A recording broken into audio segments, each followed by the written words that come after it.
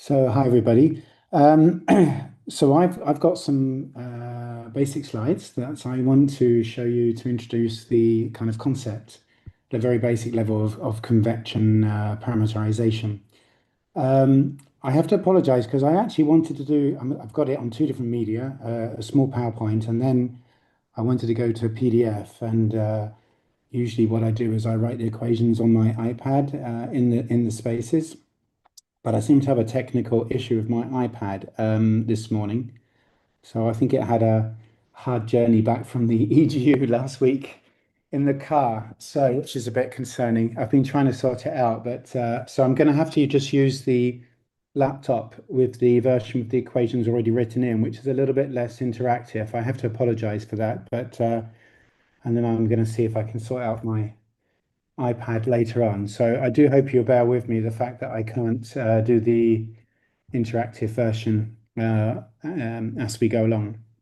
But let me make sure I've got everything set up here. Okay, so I will start straight off because we don't have too much time. Let's just go. So, I mean, convection, of course, is a challenging topic. So what I'm going to do is, I mean, it comes in many forms and guises, and of course, many spatial scales. So I've just kind of popped in a few, should we say, examples of convection from very small scales, like between two plates, Rayleigh Bernard, and shallow convection, deep convection here. So all I'm going to do today, the aim of today's talk is, of course, not to go through all of the fine details of parameterization in all its, should we say, guises. We simply don't have enough time in an hour. So what I wanted to do is just basically talk a little bit about why convection parameterization is important, and then basically go through the really basic concepts of how we approach parameterization.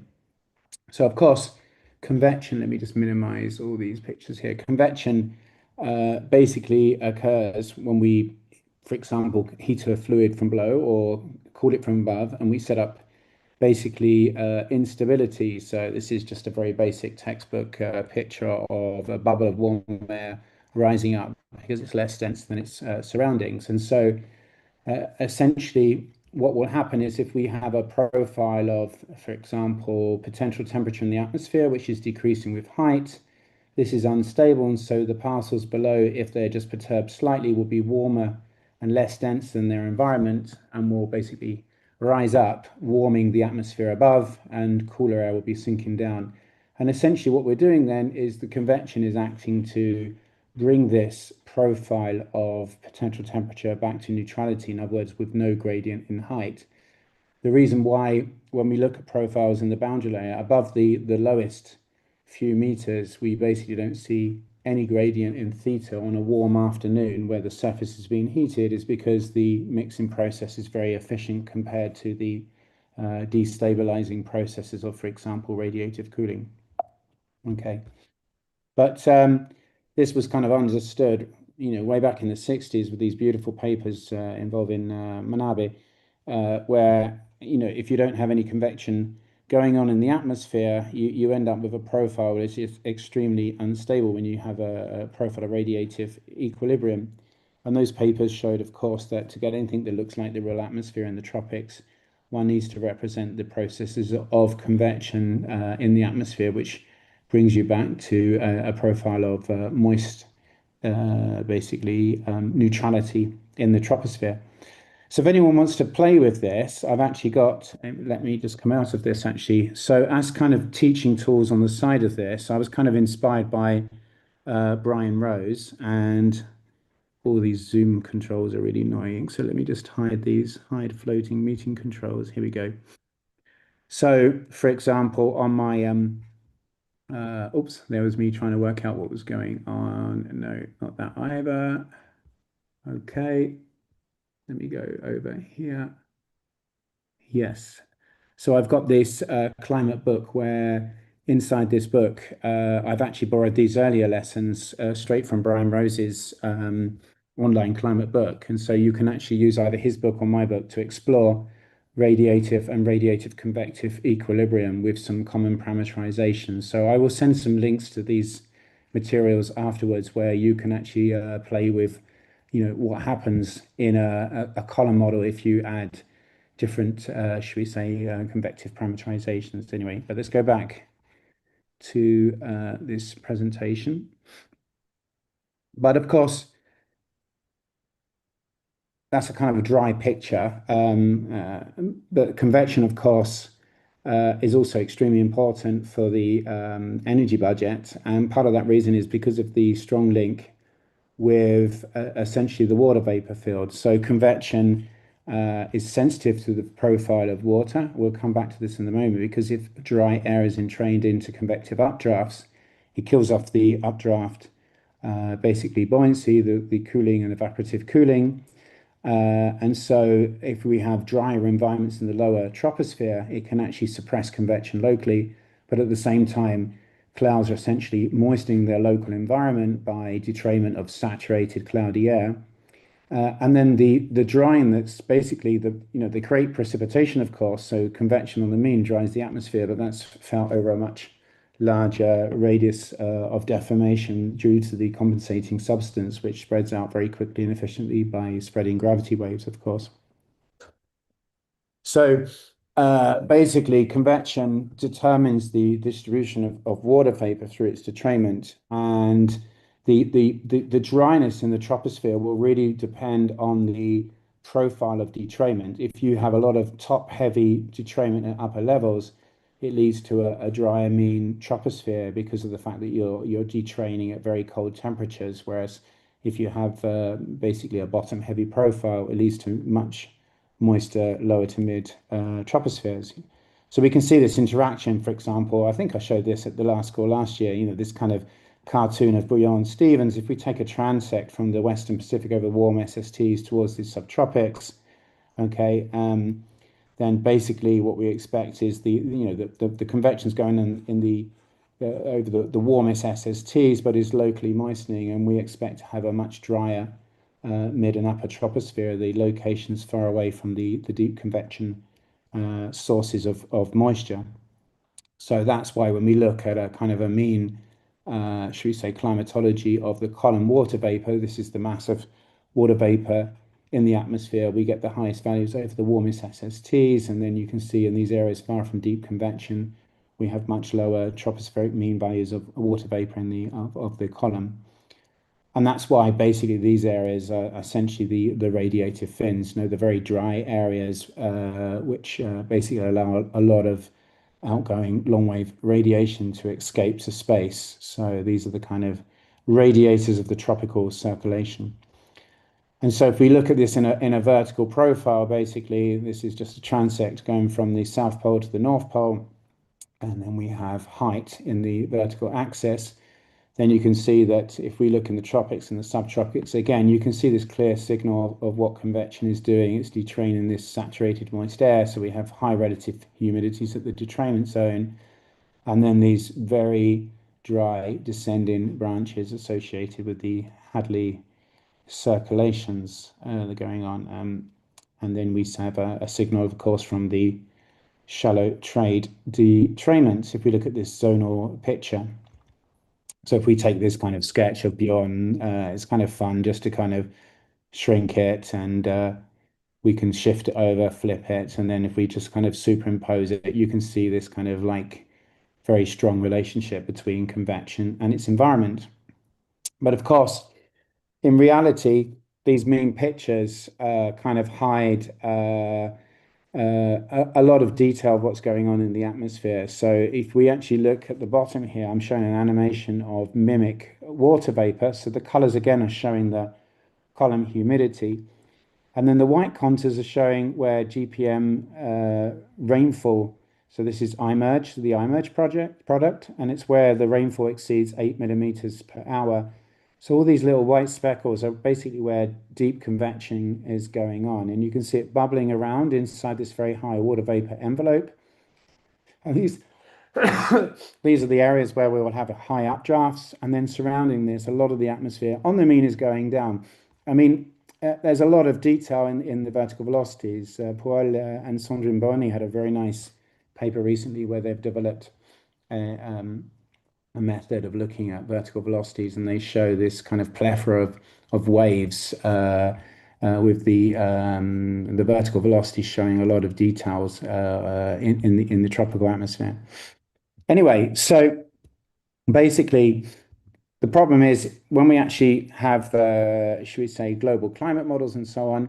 As you know, we split the atmosphere up into these cubes, this grid. This is just a kind of regular lat-long grid. Of course, these days most models are based on grids meshes, which are basically equal areas. For example, these isodecahedral grids try and have basically avoid the pole problem. Now we're moving away from spectral methods.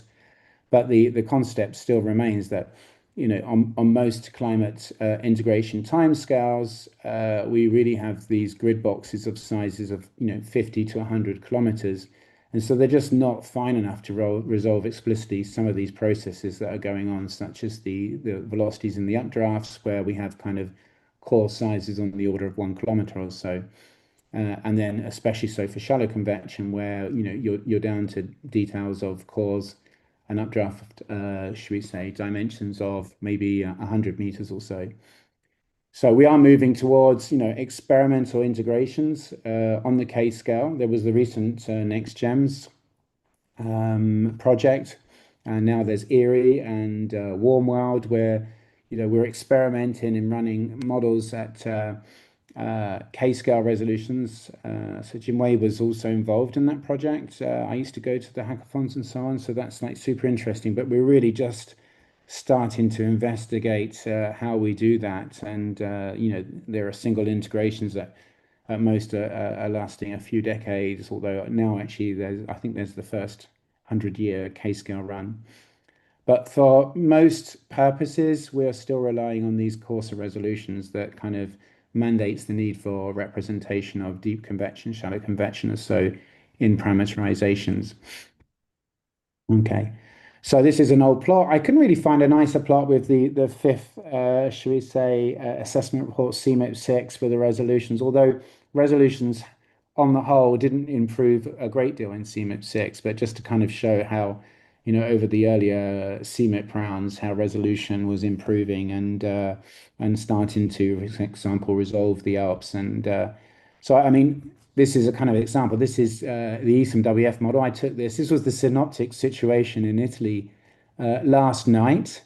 And I thought it was a nice example of showing where we are in resolutions, at least at NWP, where with a 9 kilometer grid, we can see very, very nicely this acceleration of the flow through the topography between Corsica and Sardinia at these kind of resolutions. So 9 kilometers is really starting to resolve a lot of the features of the topography and the low level winds and so on. But really, it's kind of at that gray zone now where people run in next gems models with and without parameterizations at 10 kilometers. We'll come to the reasons and why it gets a little bit tricky in a moment.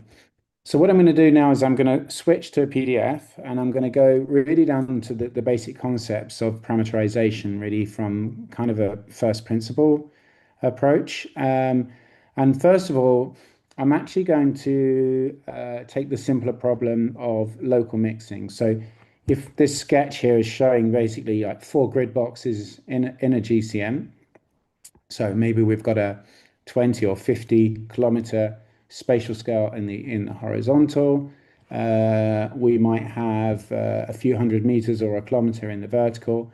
And so by local mixing, what we want to do is we want to represent the effect of these subgrid scale eddies. So all of the velocity and the motions that are going on at spatial scales, basically smaller than these grid boxes, which are transporting heat, humidity, momentum between one grid box and the next.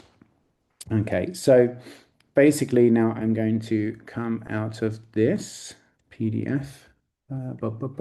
Oops, no. Okay, so let me just move this to one side. And I'm going to this. Now, if you notice, it starts on slide 39. And so this is part of a handout of a course I do, which I've modified slightly. And I'll make these notes available to everybody as well afterwards if they're deemed to be of any use at all.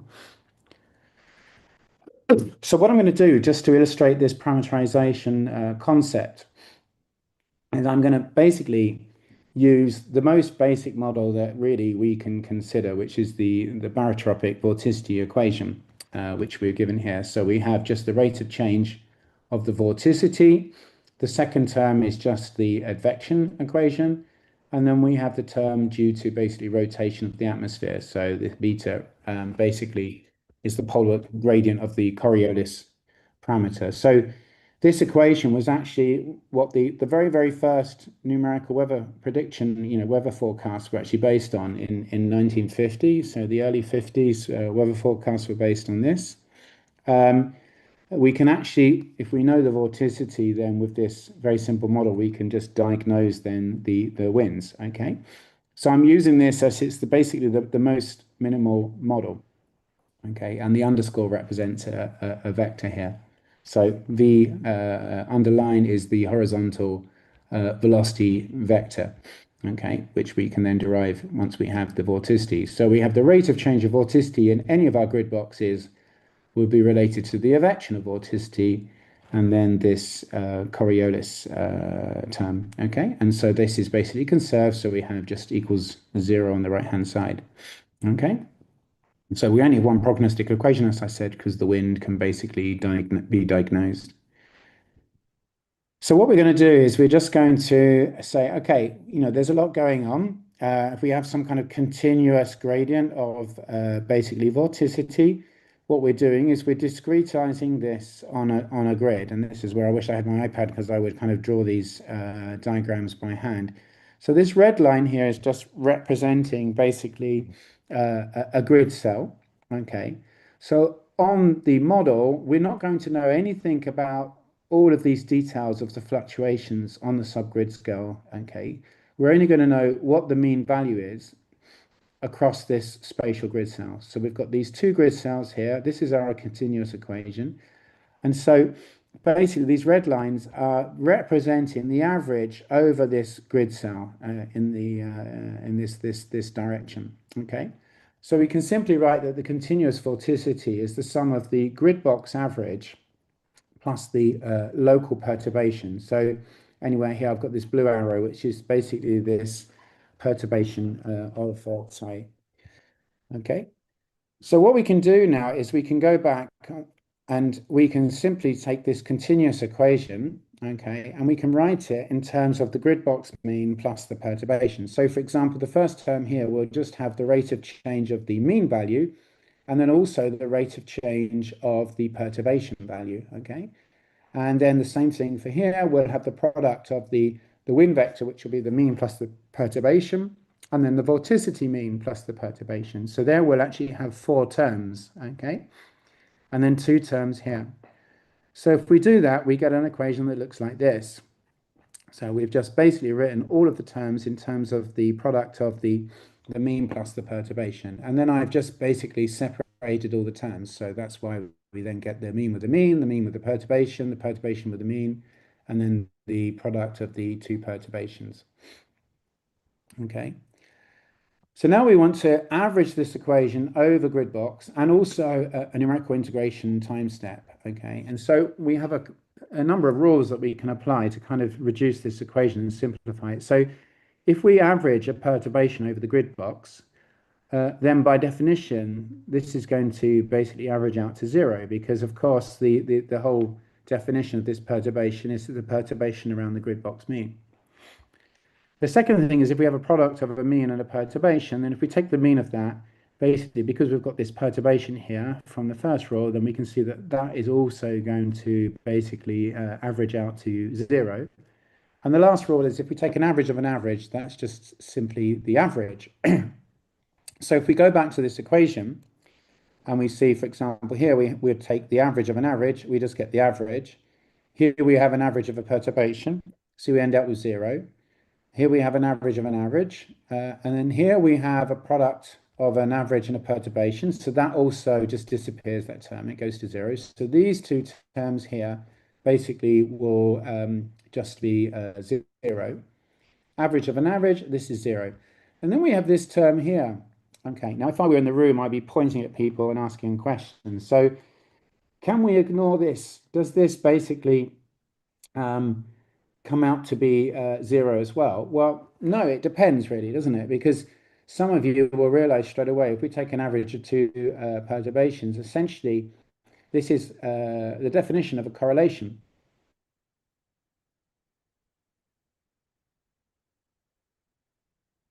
Then yes, we would basically average this out, and on over many different averagings, it would be exactly identically zero.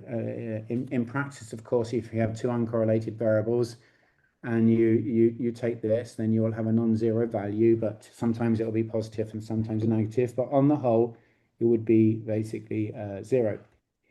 But of course, in reality, this is not the case. If we go back to our buoyancy example, no, we said that bubbles of air, if they're less dense, are rising upwards, and air that's kind of colder and more dense will be sinking. So straight away, we can see that we will have a correlation because we'll have upward motion correlated with cool, warmer air, and we would have downward motion correlated with colder air.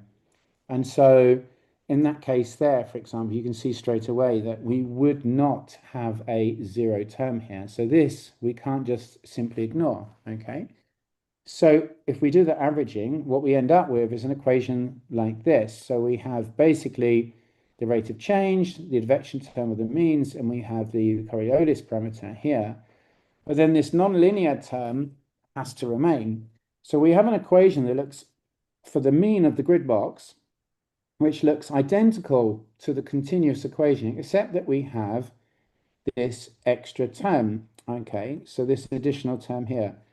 And so this term essentially represents all of the unresolved subgrid scale processes, all of these, should we say, turbulent eddies that we can't explicitly represent on the grid scale. Okay, so now we've got a bit of a problem because essentially this equation is no longer closed. So for the continuous equation, we had one prognostic equation and we had one unknown, which was basically the vorticity. Because of course, as I said, we could just diagnose the wind from the vorticity. But unfortunately now we've got two unknowns because we have basically the vorticity, but we also have this subgrid scale flux term. So now we're a bit stuck because we have one prognostic equation, but we have two unknowns. So we need to try and tackle this. We can't just ignore it because otherwise we're ignoring all of the effects of the small eddies, which kind of basically can have impacts very strongly on the large scales. So we need to do something about this. Okay, so what can we do?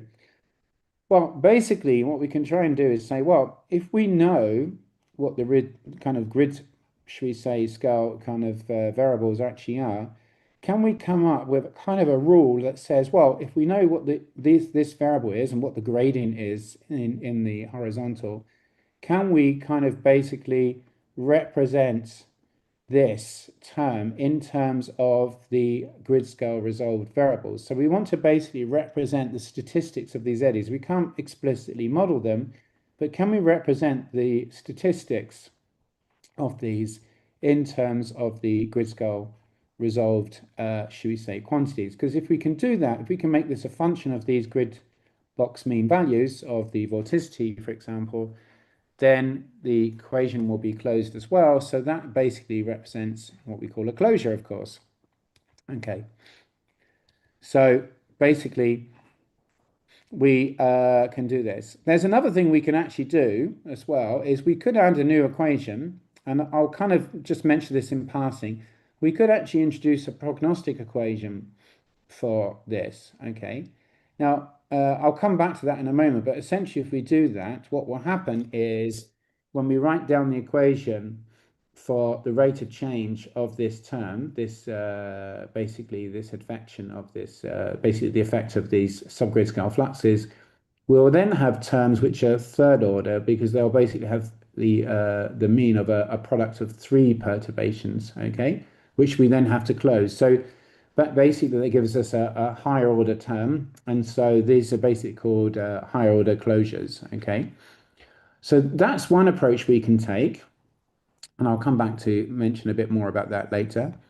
Or we can just immediately close straight on this term. As I said, we can just basically design a diagnostic relationship that specifies this term in terms of the grid scale variables.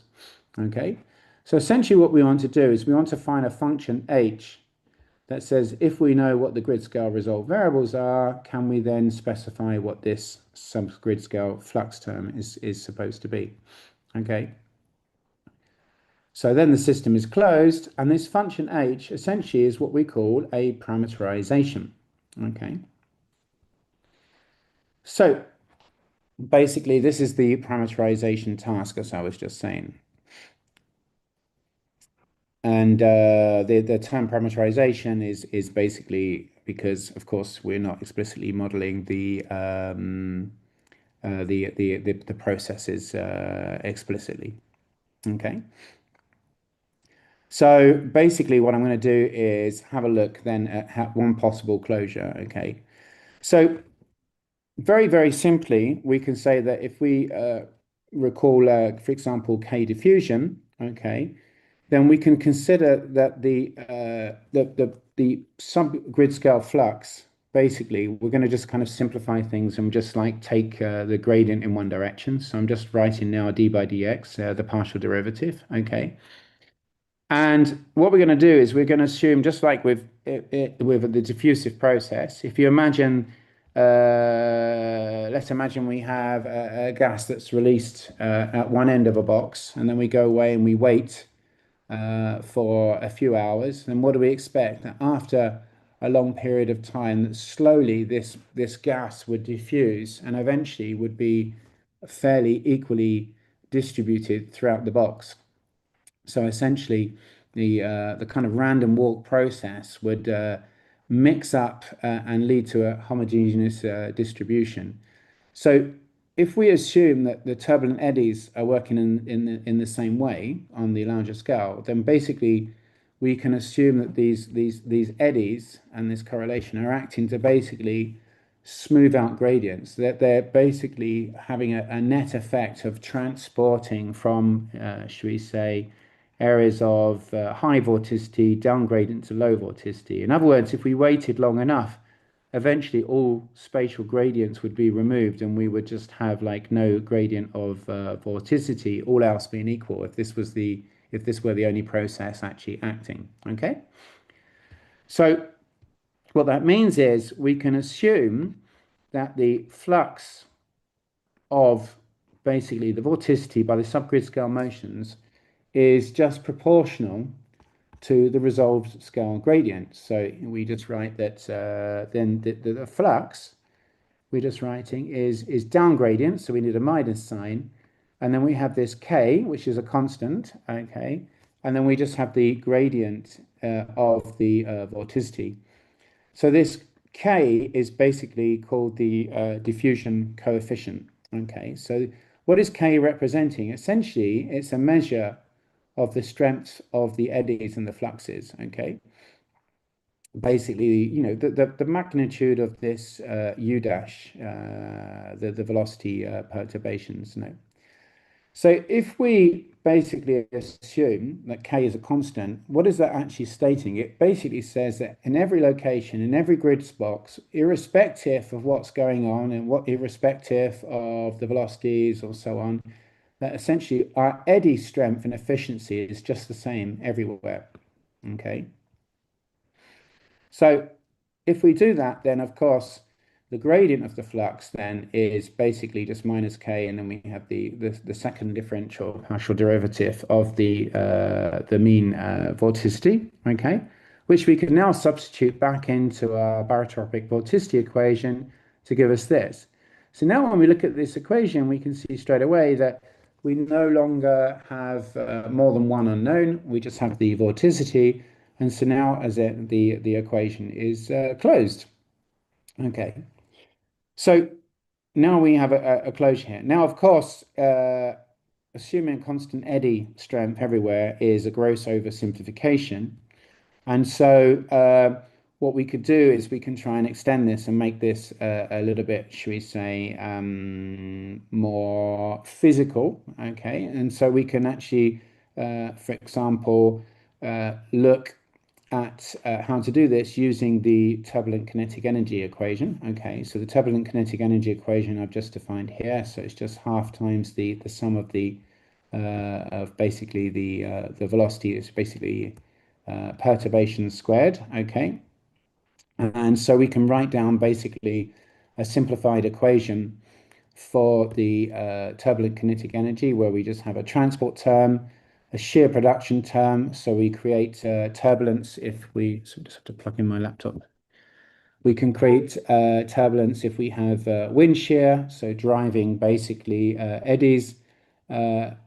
The turbulent kinetic energy can be created or suppressed by basically the stability of the atmosphere, buoyancy. So if we have an unstable profile, then we're going to be driving turbulence. If we have a stable profile, we'll be suppressing it. And then we have a dissipation term. Okay. So for example, the Richardson number is essentially the ratio of the buoyancy term in that equation to the shear term. So the Richardson number just basically is the ratio of the buoyancy generation or suppression of turbulence to the shear production. Okay, so basically the Richardson number will kind of determines how much eddies are being suppressed or generated in the atmosphere by buoyancy and shear. Okay. So if the Richardson number is large, then buoyancy suppresses turbulence. And then on the other hand, if we have like a negative Richardson number, then we have an unstable lapse rate. And then both buoyancy and shear are generating turbulence. Okay. And then we have this intermediate zone where basically shear is trying to generate turbulence. And then we have buoyancy acting against it. Okay. So this kind of intermediate zone. Okay. So, for example, we can improve this constant k in this closure by basically making it a function of the Richardson number. Okay. So, if you go to the IFS model of ESM-WF, I showed the example of the wind prediction from the IFS earlier. They actually use this to represent the impacts of basically eddies, buoyancy-driven eddies in their model. So they have this closure where K is basically related to the wind shear, a length scale squared. Okay, and this length scale is basically a weighted mean of the horizontal and the vertical resolutions, which is then adjusted and reduced when you're close to the lower boundary of the atmosphere. Okay, because of course the eddy sizes are limited by then basically the distance to the surface. And then they have here the Richardson number, where they take this function of the Richardson number, which depends on the stability, which is kind of closely related to the classical Mononobakov stability functions, but basically tuned to improve forecasting skill and so on. Okay. And then in my notes, I don't have time today, but I have another example here. I've left it inside just to say where we can use, for example, scale analysis for another common closure, but I'm going to skip over that today. Okay. Now, as I mentioned, that's a way of immediately closing these equations. Okay. But we could also basically go to higher order, should we say, closures. So one of the ways of doing that is one can actually add a prognostic equation for the turbulent kinetic energy, and then basically close all of the other basically second order flux terms directly as a function of this prognosed turbulent kinetic energy. So that's actually, so if we just close all of the terms with this approach with the K, that's a first order approach because we only have first order terms.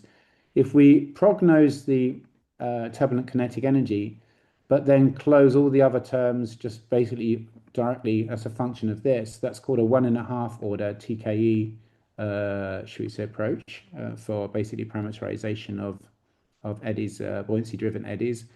And then we can actually go to a fully, for example, second order equation. Let me just skip forward again. So for example, we could prognose all of the second order terms. So I just give an example here of again, this is simplified. I've dropped some of the terms, but just to give the main terms of the variance of the humidity, for example, if we have like a total water mixing ratio equation where we have a transport term, a generation term, and then a dissipation term. But of course, if we do that, then essentially we have 6 new equations. If we go to a third order closure, we have 24 new prognostic equations. It gets extremely expensive. Okay. So there are some models that try and take a higher order approach. There's the club model which is quite often used, which has several of the second order equations parameterized. Most models will either use a first order or a 1.5 order closure for the subgrid scale eddies. Okay. So now, basically, I want to spend the next kind of 10-15 minutes just quickly talking about deep convection parameterizations. And what we're going to see is that I know I haven't had much time, but we saw with this barotropic vorticity equation, we can have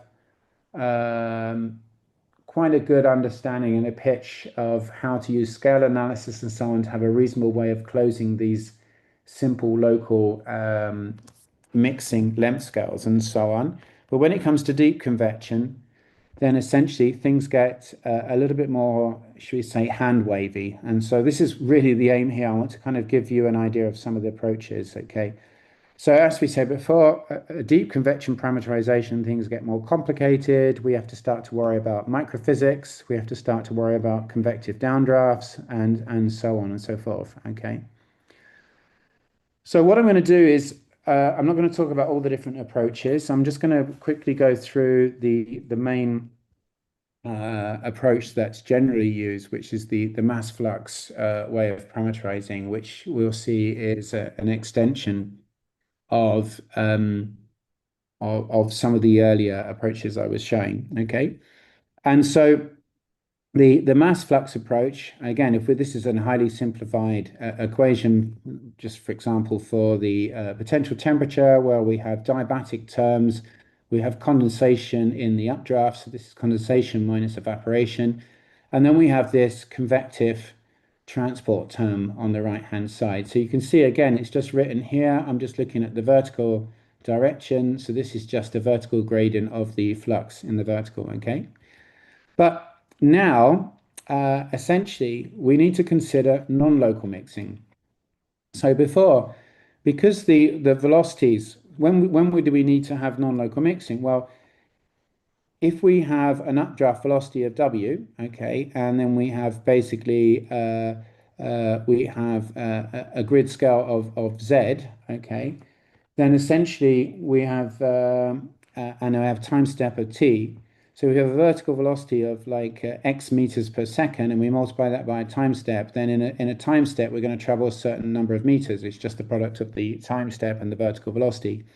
If that exceeds the vertical extent of the grid cell, then of course we're going to be able to, in a single time step of the model, transport mass more than one vertical box in height. So what we can have to do for stability, either we need to have some kind of like approach that allows us to take shorter time steps to represent this particular approach, and then just try and use a local mixing scheme.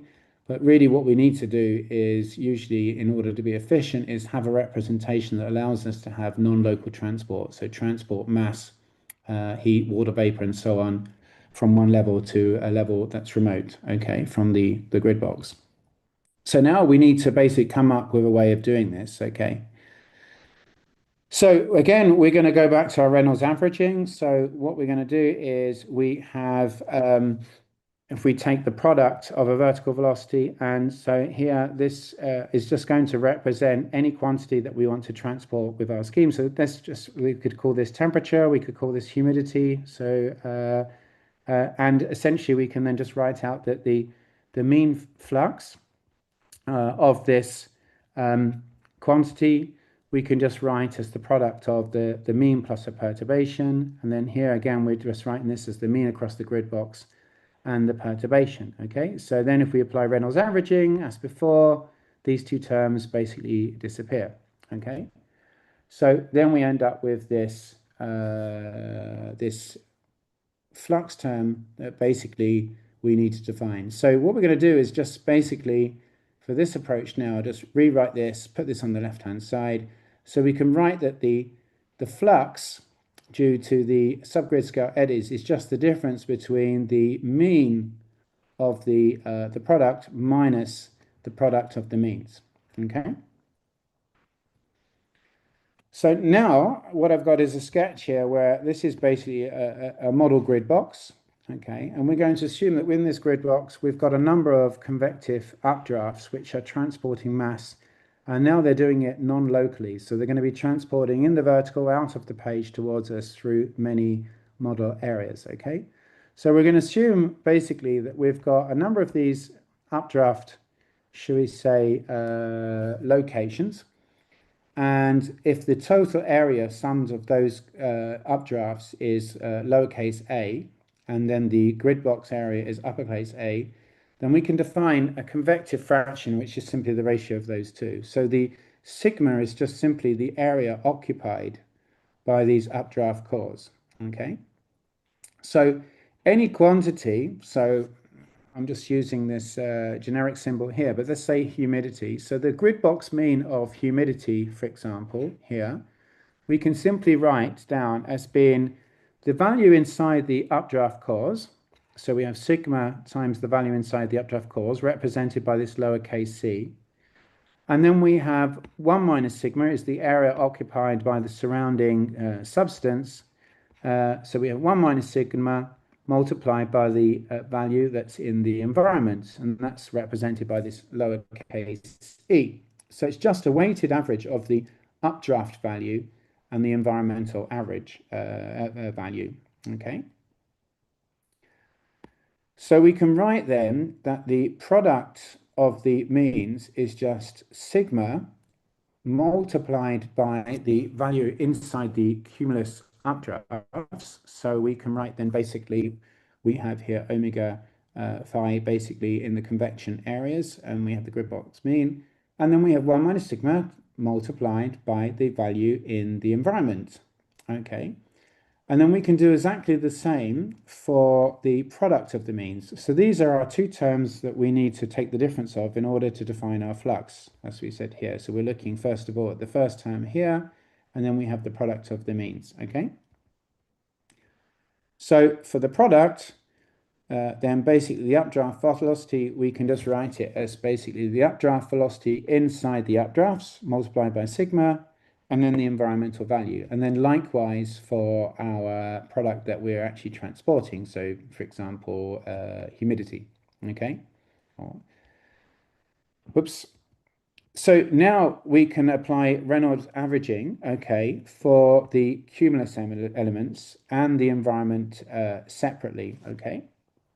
So inside the cumulus area, so what we're doing now is we're saying, well, okay, inside the cumulus area, we will have fluctuations of velocity actually inside the cores, and also basically we will have fluctuations of the humidity inside the cores. That's not going to be completely homogeneous, okay? And so by applying a Reynolds averaging, the mean perturbation combinations are basically equal to 0, just like we had here. So the product of a mean and a perturbation is equal to 0, okay? So we basically are just left with the two terms again. We have the product of the means, and then we have this sub-grid scale correlated fluxes. And I'm using a double perturbation sign here just to represent that this is the perturbation on the sub-core scale, okay? Now, first assumption that we make basically inside the cloud area is we're going to ignore this correlated term, okay? So we're just going to assume this is 0 and say that the basically the mean over the core can just be represented by the product of the individual updraft mean and also of the quantity being advected by the deep convection. And this approximation is known as the top hat approximation. So essentially what we're assuming is these are some, I love to go back to some of these really early post-war measurements. And so this is from one of the early papers by Warner. And so if we fly through a cloud, basically this is the water content, and you can see basically this is an updraft core, and the subcore structure, you know, there is subject to enormous perturbations on the subcore structure. And essentially what we're assuming is something that looks like this. So we're ignoring all of the effect of these fluctuations, okay? So this is a really hand-wavy assumption already, and not one that's particularly well justified. And there's a really nice paper by David Randall where they actually try to include this term as well into their parameterizations and go a step beyond the updraft in the environment, because of course we do this as well in the environment. I haven't given the equation here, but we have one for the cumulus elements, and then we would have exactly the same equation in the environment. In the environment where the flow is much more laminar, perturbations are much smaller associated with gravity waves, then it's reasonable to ignore this. Okay, but in the deep convection, not so much so. Okay, so if we do that, so we ignore this term, we can essentially then now, so we can write this as just the product of the mean updraft value and the mean of the quantity, okay? And we can then insert this and this back into that equation where we take the difference between this and this. And if you do that, there's a lot of cancellation and you rearrange it. I'm not going to go through it here, but you essentially come up with this equation where the flux is equal to the product of the updraft area, the environmental area, and then we have the difference in the velocity between the updraft and the environment, and the difference in the quantity we're interested in. So for example, if this were humidity, the humidity in the updraft area, and the value of that humidity in the environment. Okay. So now we have a problem because in order to go further, we're going to need to basically specify how both sigma, the updraft fraction, and also the updraft velocity change in height. Okay, so we need this because, and this, we need to know how the velocity changes, because if we know this and we know sigma, then by continuity, we also know immediately what the velocity is in the environment, and the same thing here. And then also we need to know what the cloud value of the humidity is. So this is essentially a cloud model, okay? But before we do that, we can make a simplification. So, I mean, the Came-Fritsch parameterization approach actually parameterizes sigma and also this separately, okay? But often the assumption is made that the updraft fraction is much less than 1, so we can assume that the environmental area is just approximately 1. So we can drop the 1 minus sigma term. And we can also assume that the updraft velocities are much larger than the velocities that we find in the environment, which is, reasonable for most situations. And so we can also drop the environmental velocity. And if we do that, then we can simplify things down to this equation where we have the product of sigma and the updraft velocity, which of course essentially we can write in this way as being a mass flux, okay? So now basically we get that the subgrid scale flux is just related to a mass flux in the updrafts multiplied by the difference in the properties between the updraft element and the environment, okay? So basically now it's kind of simplified to the specification of this updraft mass flux. Okay, so we need to define this updraft mass flux in the basically, and we need to also have a cloud model that tells us, for example, how the thermodynamic and momentum variables vary inside the cloud in the vertical. Okay. So the very early schemes, and for some reason I need to recompile to get the references back in again. This is Arikar and Schubert. These basically set up basically a whole work function of different cloud sizes and heights, and then try to solve this. It turned out to be quite an expensive approach because you ended up with a matrix equation that was quite expensive.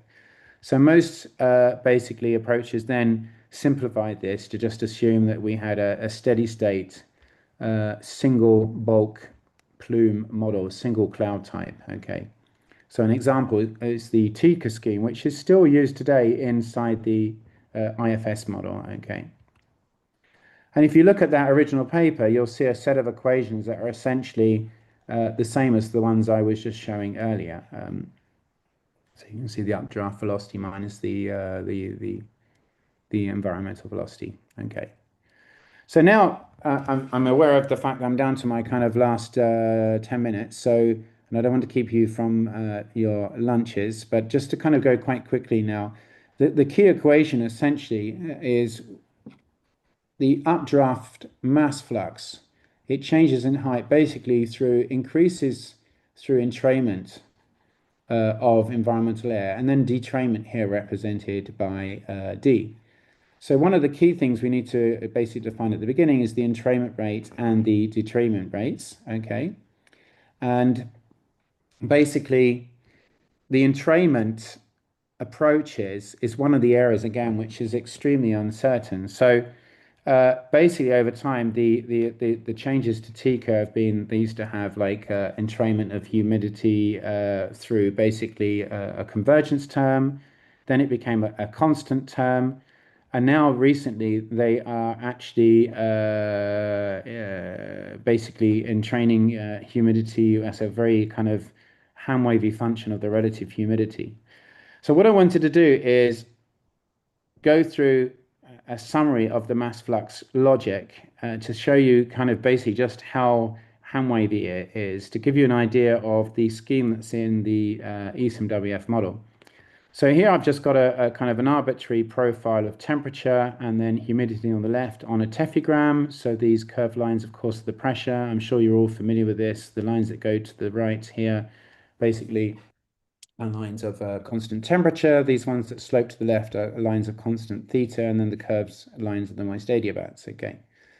So the way the convection scheme works in order to do this in the IFS is, first of all, we can treat this as basically like a cookbook recipe. You know, we take a parcel in the boundary layer with the mean properties of the lowest model level.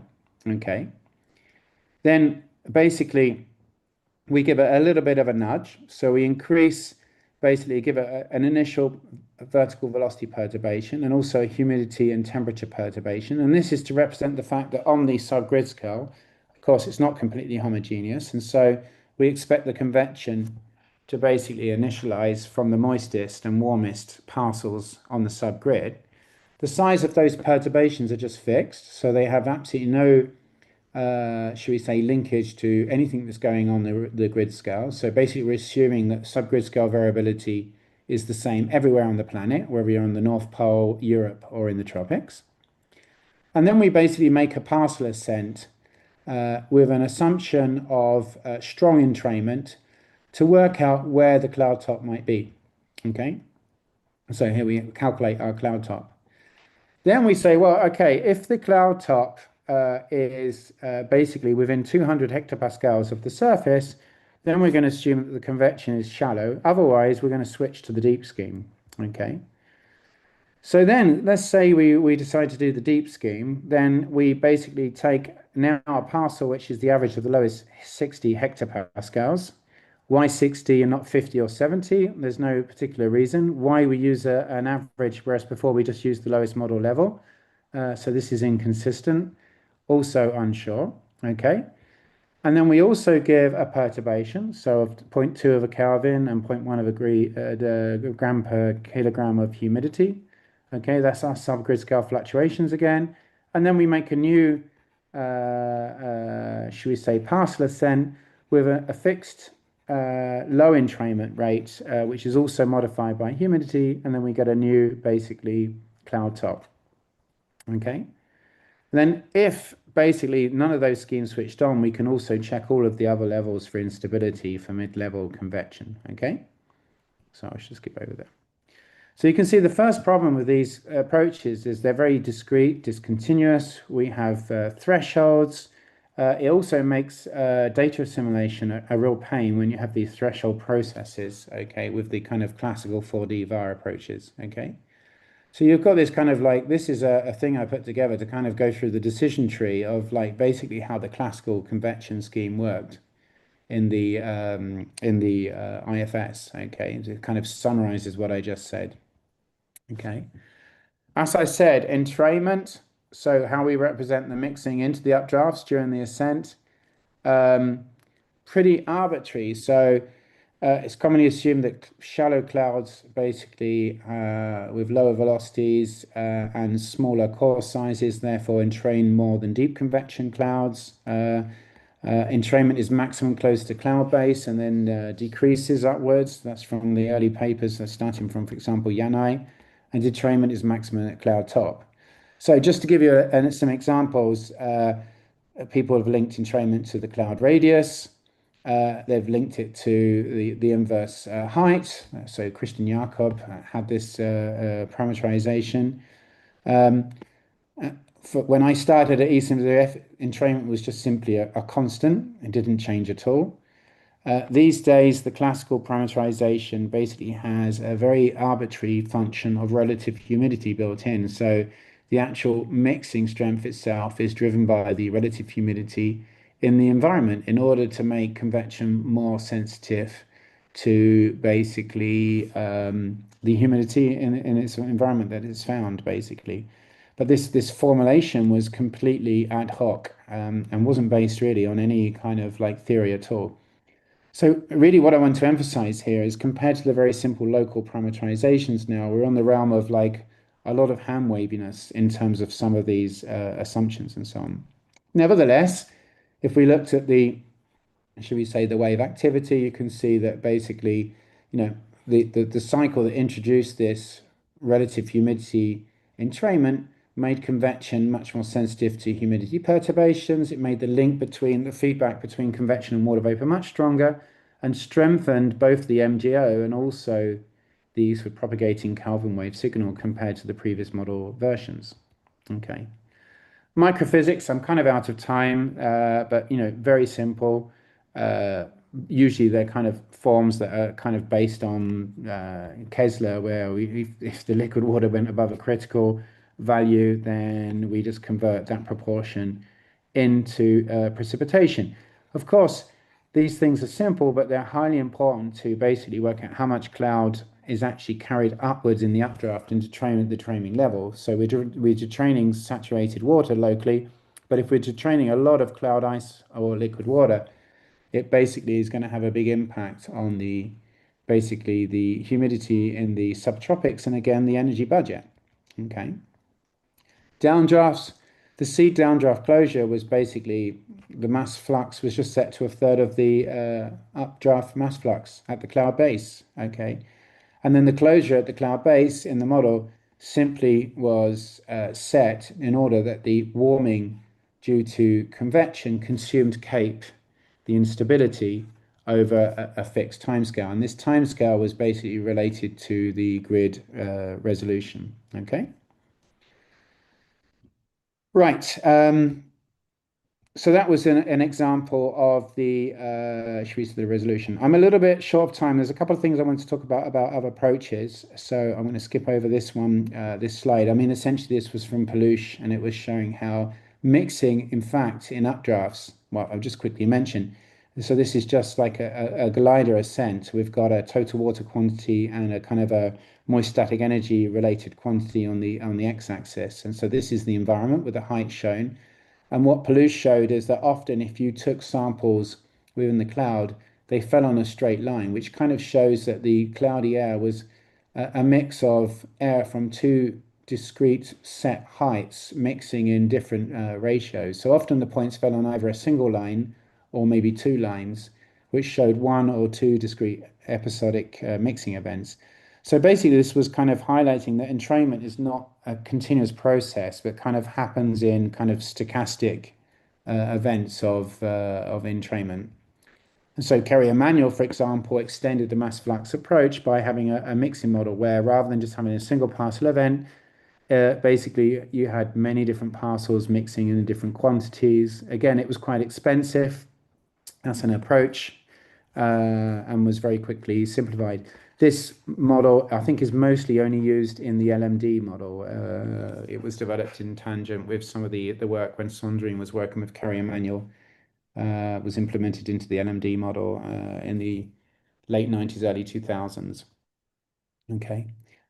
Another approach I have to mention, but I don't have time in today's lecture to go into detail, is what's known as the super parameterization approach. So this is more of a sledgehammer approach where rather than taking this mass flux, should we say, approach on the sub-grid scale, instead, each climate box is basically has inside inserted a cloud resolving model.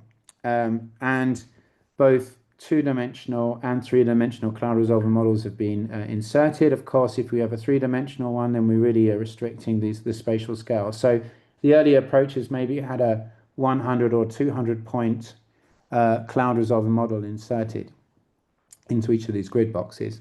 Of course, those cloud resolving models, when they're integrating forward in time, their boundaries, they are fed basically from the global model in which they're embedded, and then the transport and the warming of each of those cloud resolving models is then fed back to the resolved scale. But as you can imagine, these cloud resolving models are running on much shorter time steps, and you have many more grid points. And so this approach in general is 2 orders of magnitude more expensive, these models, than just running with a classical approach. Okay, but of course it's kind of midway.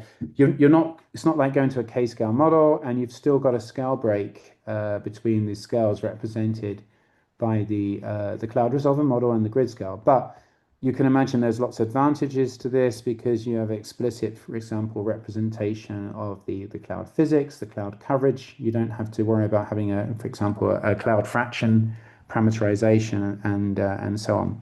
Okay, and basically, I want to just move back to show a couple more slides here because I also, but I didn't put it into my PDF yet, just wanted, of course, mention that the other big step forward is essentially, of course, machine learning approaches. So where we take either a classical mass flux scheme or we take a super parameterization and we use the outputs from that classical parameterization to train a neural network and actually then insert that inside the model. These parameterization approaches have been used. I understood that it's not necessarily, but the advantages of doing this, should we say, approach of parameterization is that basically it's of course much cheaper. Okay, using these parameterization approaches. Some of you are also fully aware, of course, that now there are fully neural network models where we just do away with the whole concept of parameterization and just train on for example, ERA5, which is doing really well for forecasting, in fact. So now the ECMWF have their own AIFS. But of course, at the moment, my understanding is that these approaches are really only used for weather forecasting. We had a machine learning workshop at ICTP last year. And my understanding from what I saw there of the state of the art is that the fully neural network models basically go unstable usually after like a month or two of integration. So they're not really usable for climate integrations yet. Okay. But for example, this very early paper by Pierre Gentin using this approach of like just training a parameterization showed very early promise already back 10 years ago of being able to mimic the super parameterization that's inserted into CAM with basically these neural network approaches. Okay, so on the right hand side we have the super parameterization output. And this is a function of latitude from the south to the North Pole, and on the left hand side we have the output from the neural networks. And now these approaches are actually working quite well. And this is then again a map view from that early paper of the mimicking through the neural network of the super parameterization outputs. Okay, so I just wanted to quickly switch to that for those slides. Okay, so yeah. That's where I'm going to stop. I'm out of time. I'm actually over by 5 minutes. I apologize for that. It's tricky and thing, but essentially, in conclusion, I've tried to kind of show the basic approach to parameterization in a subgrid scale model, show how we can represent these unresolved physics fairly robustly for very simple local scale mixing and convection and shallow convection. But when it comes to deep convection, I've gone rather quickly through it, but just to show that these mass flux schemes, which are the mainstay of parameterization, have a lot of uncertain physics that needs to be basically represented. That we've moved towards this super parameterization, but these days, of course, now there's a lot of move towards models using also neural networks to replace parameterizations inside them. So especially in the States and in other places in Europe as well, where models have this kind of hybrid approach.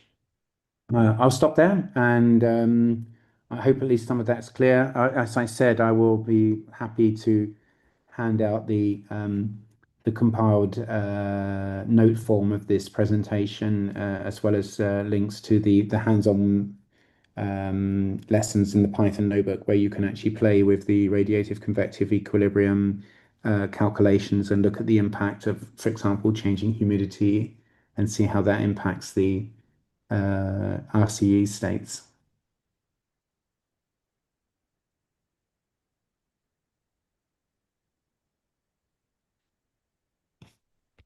Thanks, Adrian. And I think we can take one question and then, yeah, maybe.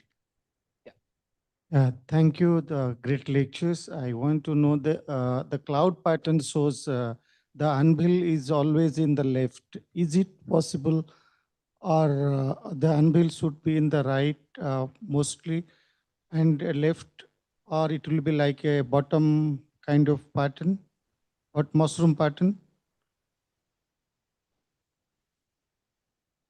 Sorry, I don't think I understood the question. What did you mean about being in the the right or the cloud left? pattern, it shows that the anvil is always in the right.